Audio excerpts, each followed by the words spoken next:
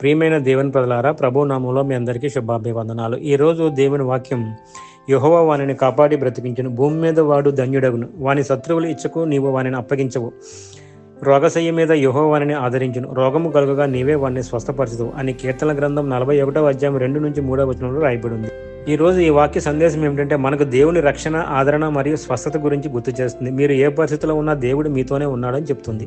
వివరణలోకి వెళ్దాం. మన జీవితంలో శత్రువులు, సమస్యలు, అనారోగ్యం ఇవి తప్పవు. కొన్నిసార్లు మనం ఒంటరిగా ఉన్నట్టు అనిపిస్తుంది. కానీ ఈ రోజు వాక్యం మనకు ఒక గొప్ప భరోసా ఇస్తుంది. యెహోవా మనల్ని కాపాడతాడు, నిలబెడతాడు, ఆదరిస్తాడు. మనం బలహీనంగా ఉన్నప్పుడు ఆయన బలం అవుతాడు. మనం రోగంతో పడిపోతే ఆయన మనకు స్వస్థత ఇస్తాడు.